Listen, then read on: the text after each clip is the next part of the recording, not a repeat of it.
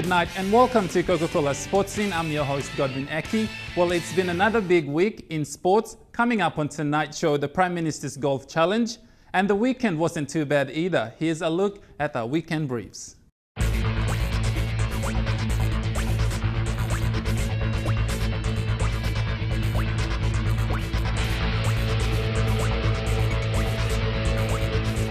It was a busy weekend for a number of sporting codes throughout the city. As first, Capital Rugby Union continued with some great matches. In the A grade, Nova took on a Spartans team, boasting a handful of young players. Spartans scored earlier, but poor handling errors by both teams meant a lot of time was spent defending than getting any real attacking plays going forward.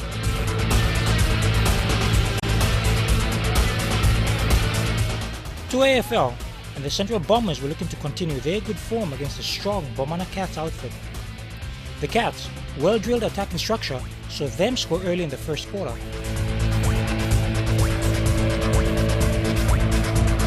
Bombers' rare forays into Cats territory were thwarted easily, and the Lamana boys given possession and taking key marks in good positions, their kicks allowing them to score again and again.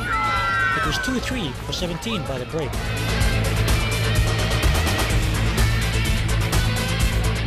The PNG Hockey Association continued with their round 1 matches.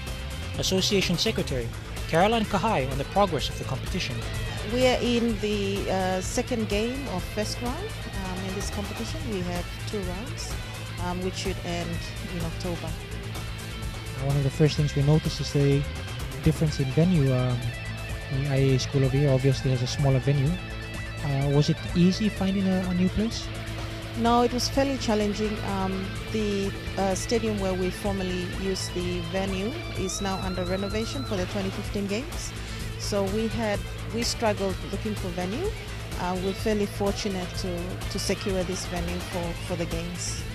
I do understand that the PNG Hockey Federation has now embarked on a 5-a-side team competition, and that's the same one that's happening here with the PNG Hockey.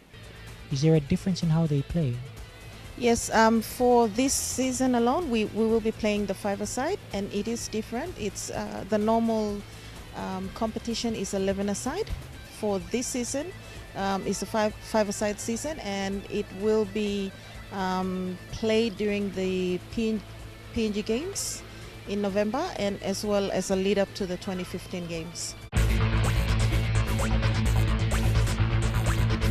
Kira Cricket Club survived a late bowling onslaught against Kampa in the PNG Cricket Association Men's Premier Division to win their match by 4 runs. Chasing a target of 125 to win, Kira stepped up to the plate and were able to make a successful last-ditch attempt to wrap up the match.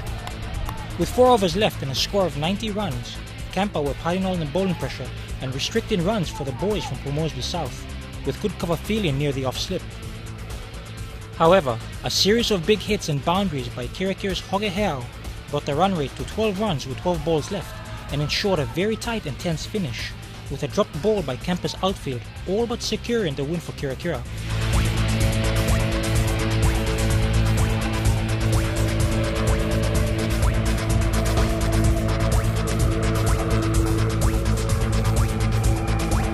And the PNG Industry Touch Association had a great round of matches.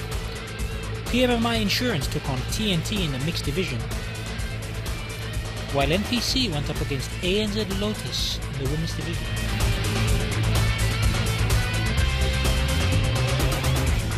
And finally, the Hunters went on a good run in Kokopo with a huge win over South Logan Magpies as Gary Lowe shone for the home side.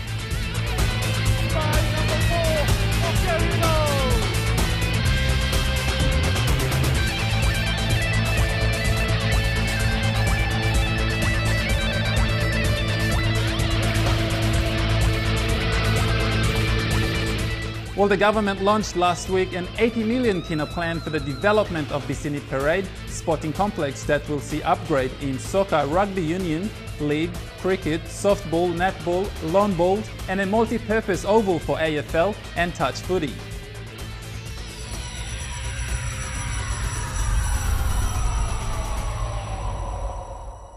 The long-awaited Bisini Parade sports grounds will now undergo reconstruction work. The Rita Flynn netball courts alone will see work at the cost of 54 million kina from the total of 84 million kina allocated by the national government. The national federations, PNG Sports Foundation, PNG Olympic Committee, including the Sports Ministry, were present at the South Pacific Brewery headquarters in Port Moresby to witness the unveiling of the master plan. There are 2 IRB rugby fields, 2 FIFA-size soccer fields, 3 cricket fields. Lawn Bowls was given a spot next to the Rita Flynn netball court, and the softball diamonds will be next to the cricket grounds, while the AFL Oval is placed where the current softball diamonds are. The 2 grounds are designed to FIFA standard, 2 IRB standard ovals for Rugby Union, and a multi-purpose touch football field. We've finally got the contractor in. We are moving forward immediately to have this built in a miracle time of 12 months. The contractor said they'll work 2 shifts. So we're looking forward to a brand new Rita Flynn court in honour of Rita Flynn, of course, who just passed away just recently. The Pacific Games Legacy Committee Chairman Stan Joyce said the planning was done thoroughly with close consultation with an Australian consulting firm, SGL, engaged to provide expertise and guidance with the implementation of legacy plans for venues being built and modified for the 2015 Pacific Games. We will have to all come together and understand how these assets are going to work during the games. That's the easy bit, I think. The hard bit is how to make them last the next 20 years, 25 years after that. So when we're all bubbles and that, we can go there and watch our grandchildren playing. Coming up next, the PNG boxing team takes on some of Australia's best in the International Fight Night. How to make them all get low, bring it back right round, let the good times roll, feeling good right now. But I remember this now.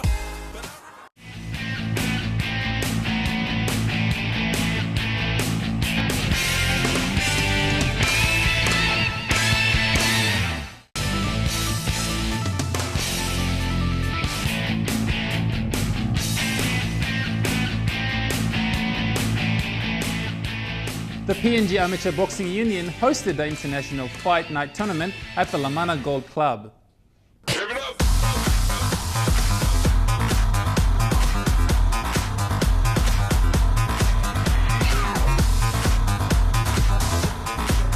PNG ABU was hoping to use the tournament as good preparation for PNG's boxers, and the roster of Australian fighters featured a lot of quality.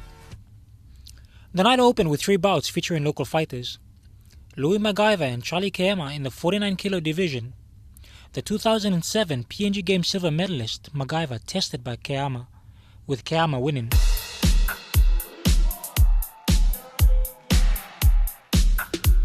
Jonathan Lawas and Junior Kauko Raka were up next, their fight tight with Lawas scoring good points. And Bebo Noki and Mek Harry capped off the opening local bouts with a great fighting performance. Shanika Johnson in red and Jacqueline Wangi in the blue corner started off the international matches. Their fight slow in the beginning.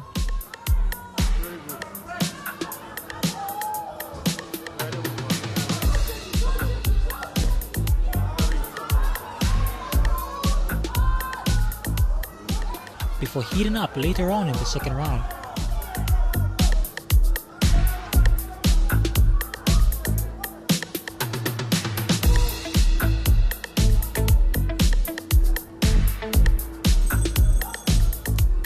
The techniques used by the Australian opponent showcased her experience, with Johnson scoring decisive hits even as Wangi used a lot of aggression. The next 3 bouts would go the way of the Australians.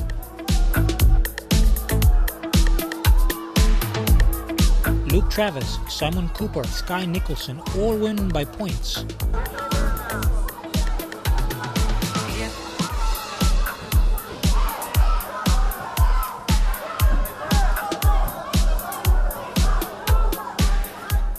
Annette Cora coming close but lacking distance as the reach between her and Nicholson being a disadvantage.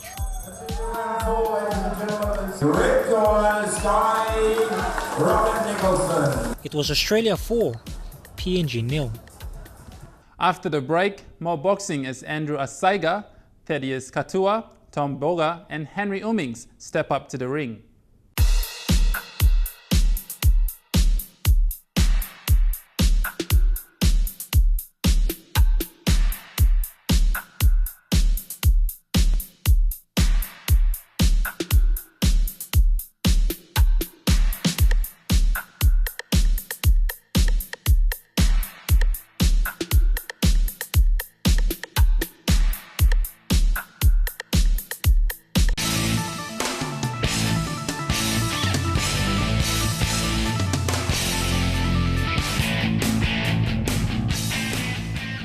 We continue with more international fight night.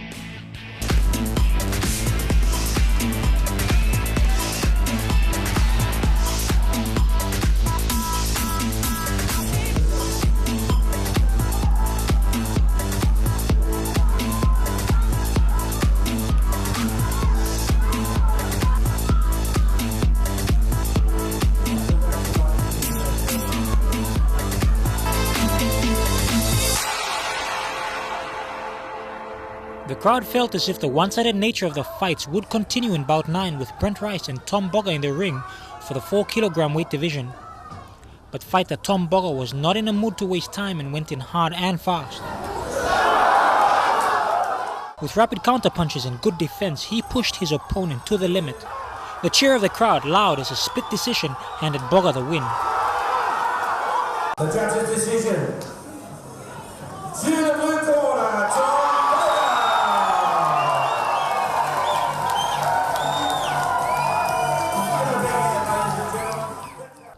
Andrew Osaiga would have it tough against Billy Lomov. A TKO settling the affair after Osaiga struggled late in the 3rd round. On a TKO to the red corner, Billy Lomov. Che Kennelly and Debbie Kaore were the last female boxers of the night. Kennelly had appeared nervous early on, and Kaore decided to pounce, landing a series of punches before her opponent could establish herself. Kennelly, however, in only her 5th fight, was strong and smart, blocking again and again and tiring her opponent. She had many opportunities to finish off the match, but held back constantly. Kaore never giving up, but not able to find a way through Kennelly's defense. The red corner, Bisini.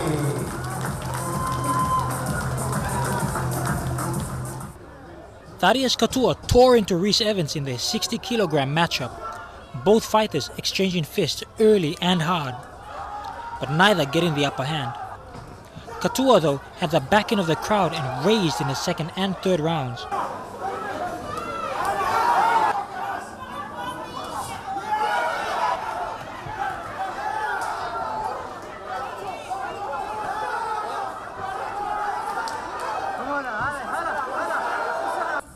A split decision, the 2nd of the night, going PNG's way. Ladies and gentlemen, the 2nd one for the evening, a split decision. And it goes to the blue corner, Katua, delirious with joy. in the red corner, and his opponent in the blue corner, the NCD. The most anticipated fight of the night was between Jesse Travis and Henry Ummings in the 56-kilo division.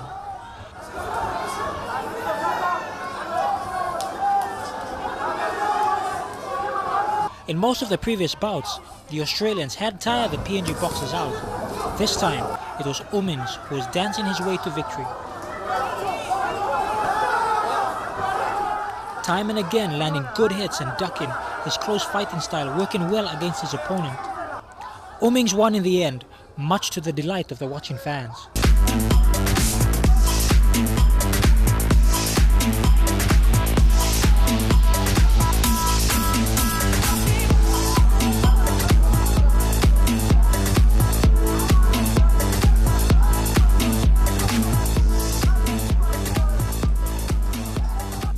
Team PNG will be looking to get a lot of gold in the Pacific Games next year, and preparations will continue over the next few months. We go for our break, and after that, the Prime Minister's Golf Challenge, and Will Genia celebrates his 100th game for the Queensland Reds.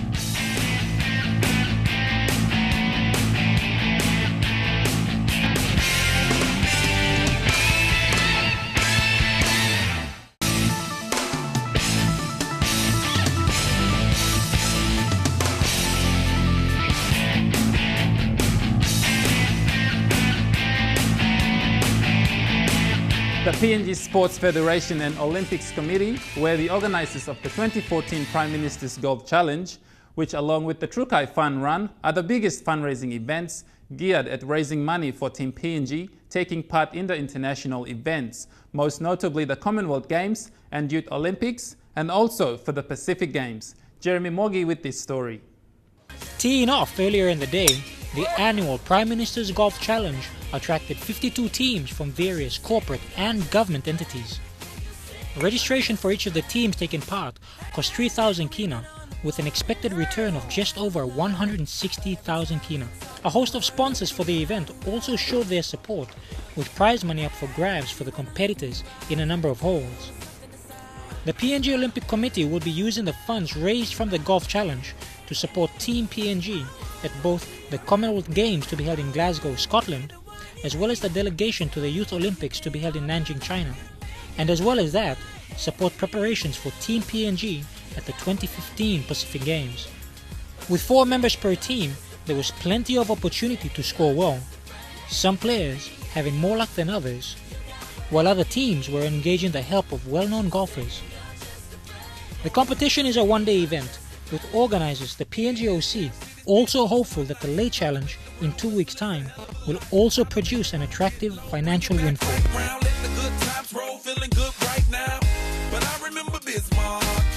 And finally, PNG's Will Genia played his 100th game for the Queensland Reds. We have this exclusive interview with Will after the match. After 7 straight losses, the Queensland Reds managed to reel in a win against the Otago Highlanders. Not only was this a great achievement for the Reds, but Queensland also saw rugby veteran Will Genia receive his 100th cap for the Queensland Reds. Genia made his debut for Queensland against Japan in 2006 before making his first Super Rugby appearance the following year, becoming an integral member of the team, which was highly influential during their 2011 Super Rugby title winning season. Given the team's downfall this year, the team impressed with a breathtaking edge of the seat win. Teammate and halves partner Quade Cooper commended Genia for the man he was on and off the field as he presented him with his Queensland Reds tie commemorating his 100th cap. Genia said this was a memorable and certainly an emotional night, having the support of his family fly over from Papua New Guinea. Yeah, I think firstly it's obviously very special to get a win after the tough times that we've had. You know, we've spoken so much about a good attitude, sticking in tight, working hard, and it's good to get some reward for that hard work. And I guess for me it's really special not only for my 100th game to get a win, but to win it in that way. You know, very Queensland spirit, very Queensland way, character at the end, guts. You know, the final whistle's gone, and we're still having a crack, still believing in our ability, and it's just such a special way to get a win. You know, it almost brought me to tears. Fortunately, I'm blessed with a beautiful family and a beautiful wife. You know, she's standing here with me. They're always there to support me in the good times and the bad times, and I guess. Yeah, really pushed me towards achieving my goals, you know. I think the one thing I learned early on when I first started with the Reds in 2006 was, hard work and a good attitude overshadows any amount of talent that you have, and I think that's very much the case, and it's something that I've tried to live my footy career and live my life by. Just a reminder, if you have any sports-related stories, please send us an email on sportscene@mtv.com.pg and go to our Facebook page, which shows all our updates. To cap off the show, here's 60 seconds of everything that happened over the weekend. I'm Godwin Aki. Have a great week. Good night.